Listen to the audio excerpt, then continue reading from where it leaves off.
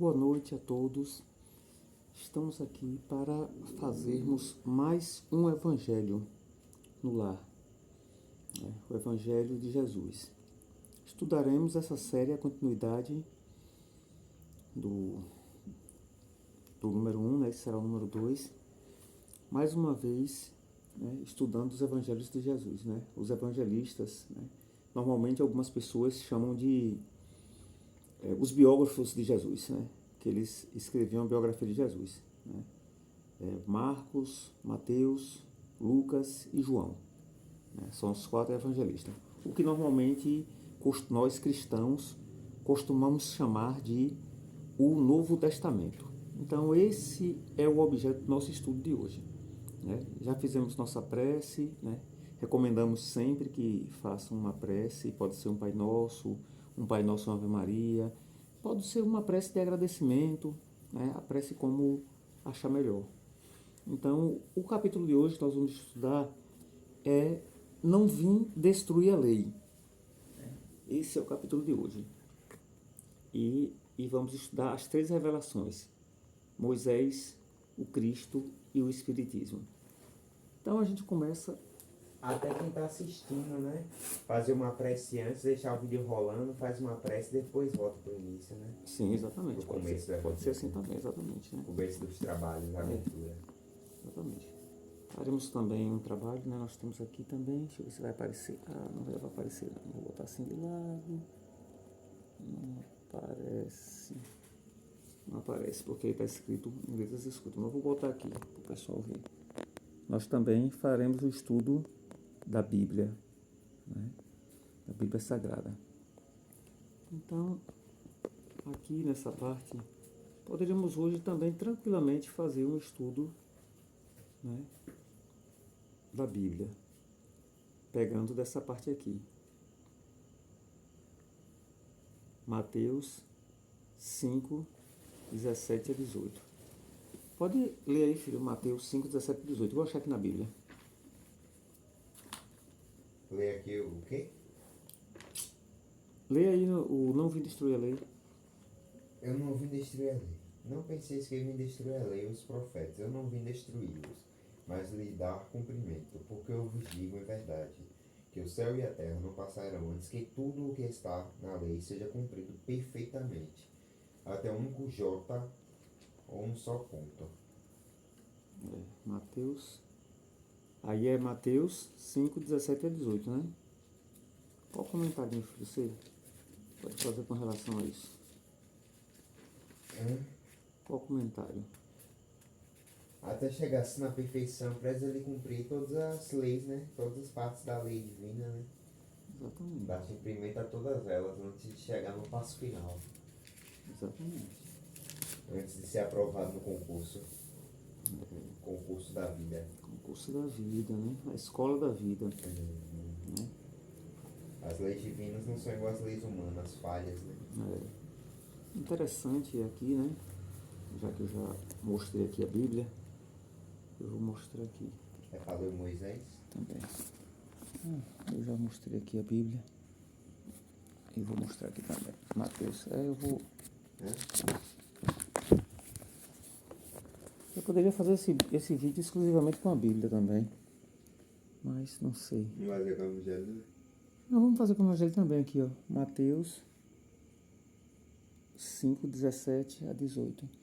Eu quero mostrar que esse livro aqui, Mateus, é uma das partes mais importantes da Bíblia, É o Sermão da Montanha e as Bem-aventuranças, Mateus 5.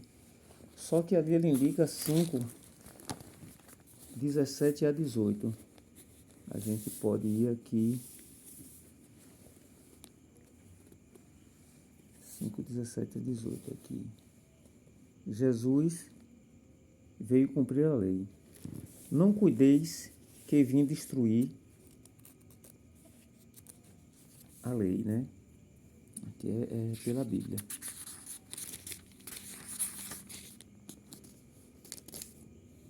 Não cuideis que vim destruir a lei, ou os profetas. Não vim destruir, mas fazer cumprir. Porque em verdade vos digo que até que o céu e a terra passem, nem um jota ou um tio jamais passará da lei, sem que tudo seja cumprido. Qualquer, pois, aí continua, né? Qualquer, pois, que violar um destes mandamentos, por menor que seja, e assim ensinar aos homens, será chamado o menor no reino de Deus. Aquele, porém, que os cumprir e ensinar, será chamado grande no reino de Deus. É muito interessante isso aqui, né? Muito interessante porque as pessoas que ensinaram errado, né? Aí entra a questão dos falsos profetas, né? Do guia cego, né? Do guia que é cego, né? Dos guias cegos, tudo isso. Então, assim, É como se um cego fosse o guia de outro cego. exatamente. Eu estou querendo até fazer uma palestra sobre isso, né? Os guias cegos e os falsos profetas, né? É um bom tema. Eu achei um tema É um interessante. ótimo tema. Se Jesus permitir, né, se for da vontade de Jesus, né, e os anjos bons, os espíritos bons possam me guiar nisso aí, eu gostaria de fazer uma palestra com esse tema. Está alguém me ligando aqui. Deixa eu atender aqui. Tem que parar o vídeo, né? Há duas partes distintas na lei mosaica: a lei de Deus, promulgada sobre o Monte Sinai, e a lei civil disciplinar, estabelecida por Moisés. Uma é invariável, a outra, apropriada aos costumes e ao caráter do povo, naquela época, se modifica com o tempo. Algum comentário? Acho que para frente vai ter mais comentário, eu acho. Né? O próprio Evangelho comenta, né? A lei de Deus é imutável, né? Isso a gente sabe que é normal, né? A lei de Deus é imutável. Quando ele fala que a lei de Deus promulgada no Monte Sinai, né, são os 10 mandamentos, né? E outra lei civil disciplinar. Em tempos mais antigos, né, muito comum os estados serem o que a gente chama hoje de teocrático, né? Ou seja, os estados serem governados pela religião. Porque um povo, né, mais primitivo, né? Não que o povo naquela época fosse primitivo, né? Mas assim, mais primitivo do que hoje, digamos assim, mais bárbaro, né? Vamos dar uma palavra assim, né? Um povo mais bárbaro, mais rústico. Eles precisavam de uma divindade, porque naquela época o povo tão bárbaro como era, em tudo quanto era canto, né? E quando eu falo povo bárbaro não é a denominação que se dá hoje não, é em tudo quanto era canto o povo era bárbaro mesmo, ou seja, o homem não respeitava o homem, porque o homem matava o homem brincando, né? Muito pior do que um animal matando outro animal. Então, eles precisavam temer divindade, né? Por isso que existem tantas divindades, né? Em tantas mitologias, porque o homem precisava temer divindade, independente de como a divindade fosse. Mas a divindade tinha que ser, no mínimo, rigorosa, né? Quando não cruel ou sanguinária. Né? É tanto que hoje, ainda muitos de nós cristãos, ainda carregamos em nossos corações a ideia de um Deus vingativo, a ideia de um Deus punitivo. A ideia de um Deus amoroso, ela veio trazida por Cristo e o Espiritismo hoje ele vem falar bastante nisso para que isso possa penetrar na mente de todos nós cristãos. Né? A ideia de um Deus amoroso, né? A pergunta lá do Livro dos Espíritos, né? Que é Deus? Né? E aí vai desenrolando e vai explicar para a gente que Deus é infinitamente bom e justo. Né? Ou seja, é bondade infinita. Então, para afastar de vez do nosso psiquismo essa ideia de Deus punitivo e Deus vingativo, né? Deus antropomórfico, né? Antropomórfico. Né? Eu sou o Senhor, vosso Deus, que vos tirei do Egito, da casa de servidão. Não tereis outros deuses estrangeiros diante de mim. Não fareis imagem talhada, nem nenhuma figura de tudo o que está no alto no céu, e embaixo sobre a terra, nem de tudo o que está nas águas sobre a terra. Não os adorareis, nem lhes prestareis culto soberano. Então, aqui já tem um ponto interessante, né? Não eu te tirei da servidão do Egito, né? E não vai louvar outros deuses estrangeiros. Ou seja, qual era o Deus do hebreu, do povo hebreu? Era o Deus único, o monoteísmo, né? No contato com o Egito, eles tiveram contato com uma série de divindades, né? O panteão egípcio, né? Digamos assim. Né? Inclusive, a gente vê hoje, a gente não sabe se é certo, mas a gente vê hoje relato de que o, o faraó do Egito, né, pela uma novela que eu assisti mesmo na rede Record, né, aquelas novelas bíblicas, né, eu gostava muito de assistir quando eu morava em Barreiras. Então, o faraó, ele se autodenominava o Horus Vivo. O Horus Vivo quer dizer o Deus vivo na Terra. Horus, Ra. Ra, né? Então, assim, são várias divindades. E assim como também, no nosso Osíris. mundo ocidental também, né? O, o César, ele tinha que ter o culto ao César, né? É. Na Roma. Na Roma tinha que ter o culto ao César. César não era um número, era um título. Era um título, exatamente. Cristo não era um número, era um título. Era um título, Buda não era um número, era um título. Exatamente. É Então, tanto que Buda falava, busque o Buda. eu sei, É um nível espiritual. é um nível espiritual a ser alcançado, né? É. Exatamente. Perto do nível crístico, provavelmente, né? Exatamente. Se não for perto, já está bem pertinho, bem no caminho, já está na estrada. É, o nível Buda. O nível Buda, né? É o nível de iluminação. Vamos lá, filho, pode E seguir. o nível crístico é o de criação. O nível Cristo já está em comunhão com Deus, né? 2. Não tomeis em vão no Senhor vosso Deus. Lembrai-vos de sacrificar o dia de sábado. 4. Honrai o vosso pai e a vossa mãe, a fim de viverdes longo tempo sobre a terra, que o Senhor vosso Deus vos dará. É interessante pesquisarem depois em... Agora me esqueci, depois eu boto aí a passagem que fala o contrário disso, né? O contrário não, mas complementa. 5. Não matareis. 6. Não cometereis adultério. 7. Não furtareis. 8. Não trareis falso testemunho contra o vosso próximo. 9. Não desejareis a mulher do vosso próximo. 10. Não desejareis a casa do vosso próximo, nem seu servidor, nem sua serva, nem seu boi, nem seu asno, nem nenhuma de todas as coisas que lhe pertencem. Esta é a lei de todos os tempos e de todos os países, e tem por isso mesmo um caráter divino. Todas as outras são leis estabelecidas por Moisés, obrigado a manter pelo temor um povo naturalmente turbulento e indisciplinado, no qual tinha que combater os abusos e enraizados os preconceitos hauridos na servidão do Egito, para dar autoridade às suas leis. Ele deveu lhes atribuir a origem divina, assim como fizeram todos os legisladores de povos primitivos. A autoridade do homem deveria se apoiar sobre a autoridade de Deus, assim como no Egito e na Grécia. Mas sua ideia de um Deus terrível poderia impressionar homens ignorantes, nos quais o senso moral e o sentimento de uma delicada justiça eram ainda pouco desenvolvidos. É bem evidente que aquele que tinha colocado em seus mandamentos, tu não matarás, tu não farás mal ao teu próximo, não poderia se contradizer, fazendo delas um dever de extermínio. As leis mosaicas, propriamente ditas, tinham, pois, um caráter essencialmente transitório, só para aquela época. Você não pode pegar as leis de Moisés e botar para agora, né? Por isso que ele fala transitório. Exatamente, a lei de Moisés. Você não vai pegar aquela lei de 2000 anos atrás e botar para agora. Isso. E aqui, eu voltei aqui para uma parte, né, por não pronunciareis em vão o nome do Senhor vosso Deus e assim por diante. Sobre essas questões, é bem interessante pensar o seguinte. A primeira coisa, o tempo.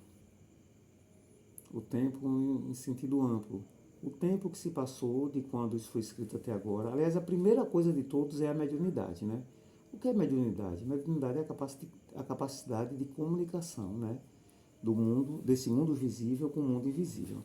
Então, a mediunidade de Moisés, né? Ao captar essas mensagens, né? Que são as mensagens de Deus, vinda até chegar a Moisés, né? Passada por mensagem até chegar a Moisés. Vamos pensar na Bíblia, né? na Bíblia. Aí é o tempo de Moisés. Aí é uma citação bíblica, né? Aí não é Jesus, aí é Moisés. Então, a Bíblia, os seus livros, né? Que essa Bíblia nossa, eu não me canso de falar, né? Essa Bíblia nossa, ela é a Torá, né? A Torá judaica, né? Porque a Bíblia, ela não é nossa, né? A nossa, a gente pode dizer que é do Cristo, né? A parte do Novo Testamento, que a gente chama de Novo Testamento. O restante da Bíblia, ela é do povo hebreu, né? Ela é do povo hebreu. Então é a Bíblia hebraica, né? Não vou nem falar do povo judeu, é do povo hebreu, que abrange tudo, né? Abrange tudo, para não ter confusão. Então, esses escritos, eu gosto de falar assim, escritos bíblicos, eles são interessantes porque, às vezes, entre um e outro escrito, pode ter até 1500 anos de diferença. Agora, se a gente pegar hoje uma carta, não de 1500 anos atrás, mas de 500 anos atrás, a carta aqui do Brasil de Pero Vaz Caminha, nós não conseguiremos entender a carta. Quem tiver dúvida, pesquise a carta original de Pero Vaz Caminha e depois me diga aqui nos comentários se a pessoa sabe entender a carta, todas as palavras que estão escritas, de 500 anos atrás. Imagine que essa Bíblia antiga, né, que é a Torá hebraica, entre ela mesmo tem escritos que têm diferença de idade de 1500 anos de um para outro, né? E aí a gente bota mais 2000 anos em cima. Então a Bíblia aqui tem coisa que foi escrita há 3500 anos atrás. 3.525 anos atrás. Então, imagine o tanto de que isso foi escrito, reescrito, repassado, né? Só a reescritura a gente já comete erros em reescrever. Cada imperador, né? Cada imperador que escreveu do seu jeito, cada governante, cada rei, cada príncipe, né? Cada monarca que escreveu do seu jeito para favorecer, para se favorecer, porque o povo, a humanidade sempre usou a religiosidade para governar o povo, né? Então imagina como isso chega aqui. Aí, graças a Deus, eu acho que ainda chegou bastante limpa, né? A parte que eu quero comentar é isso aqui, ó. Lembrai-vos de santificar o dia de sábado. Jesus pode ter ratificado isso aqui, provavelmente sim, ratificou. Mas não quer dizer que é o sábado especificamente. Isso aqui é para descansar. Porque no Egito eles eram escravos. E um povo escravizado aprende a escravizar. E talvez as pessoas ricas, poderosas, queriam, né, trabalhar dia de sábado e botar seus funcionários para trabalhar dia de sábado. Então isso aqui é para tirar pelo menos um dia na semana, que seja sábado, domingo, segunda, terça ou quarta, para descansar. E também é o dia para a gente dedicar ao Senhor, né? Mas não necessariamente que seja o sábado, porque Jesus veio e explicou isso, né? Que Jesus curou no sábado. Aí Jesus perguntou, né? O Espiritismo ele ensina isso, o Evangelho segundo o Espiritismo. O homem foi feito para o sábado ou o sábado para o homem? Né? O dia da semana foi inventado quando? O calendário juliano, o calendário gregoriano. Esses calendários são novíssimos, né? Gregoriano, provavelmente Papa Gregório, né? Juliano de Júlio César, né? Esses calendários são novíssimos, com essas nomenclaturas, sábado e tal e tal. A humanidade está aqui há, né, milhares de anos. Então, essa é uma questão interessante, né? E o restante é tranquilo, né? Não matareis, né? Não roubareis, não prestei falso testemunho. Aqui também, outra questão interessante, né? Não cobiçais a casa do vosso próximo, nem seu servo. Ninguém tem servo mais hoje em dia, gente. Então, esse servo agora, né? Aqui servo era escravo, né? Esse servo hoje em dia é o funcionário, né? Nem a sua serva, para os empresários, né? Nem o seu boi. Quem está preocupado com boi? Eu nem tenho boi, quase ninguém tem boi aqui hoje em dia. Nem boi, nem vaca, nem asno. Quem é que tem asno? Ninguém tem asno. Então, gente, é preciso... eu sempre gosto de dizer que a letra mata, o espírito vivifica. O que Jesus falou e o que Jesus inspirou, né, aos profetas que vieram antes dele, que todos eles foram inspirados por Jesus, Né? Porque os profetas anunciavam quem? Os profetas anunciavam Jesus. Então é Jesus que inspirava eles. Né? Jesus que está em perfeita comunhão com Deus. Jesus é a palavra de Deus aqui. É só a gente estudar, gente. O que é Boa Nova? O que é Boa Nova para o catolicismo? Estuda profundamente Boa Nova. Chama o padre e manda ele falar a teologia verdadeira que ele se ensina lá, que ele estuda, né? Ou então nossos irmãos evangélicos, né? Teologia histórica. A teologia da histórica. Igreja Católica. Isso, né? Desde a origem. Né? Os nossos irmãos evangélicos, nossos irmãos católicos, nossos irmãos evangélicos na teologia lá. Vê lá o que é Boa Nova, né? O que é bem-aventuranças. Eles estudando a história da Igreja Católica já vão saber. Então, Boa Nova é isso. Então, pronto. Então, essa é a questão. Aqui tem outro trecho que eu grifei também, né? Um povo indisciplinado, com questões arraigadas, né? Preconceitos arraigados. Claro, quem foi escravizado, isso aí é lei de ação e reação. Quem foi escravizado vai e se torna bruto. Né? O que é que acontece hoje em dia com nossos irmãos que acabam indo para um presídio? O que é que acontece? Voltam, na maioria das vezes, na maioria deles, 90%, 99%, volta mais recrudescido ainda do que o que entrou. Porque vai viver num ambiente rude, de grosseria, de violência. Né? O que cura o homem é o amor. Né? Então, a mensagem que a gente deixa é essa, né? A mensagem de amor, a mensagem de Jesus Cristo. Nosso próximo estudo vai ser Jesus, não veio destruir a lei, né? É o nosso próximo estudo. Então, vamos encerrar, fazer a prece, pedir a Jesus que fluidifique a nossa água para a gente beber. Senhor Jesus, te agradecemos, Senhor Jesus, imensamente pela paz em nossos corações. Te agradecemos, Jesus, pela saúde que nos dá. Te agradecemos pela alegria. Te agradecemos pelo trabalho, pelo emprego. Te agradecemos pelo alimento, Senhor Jesus.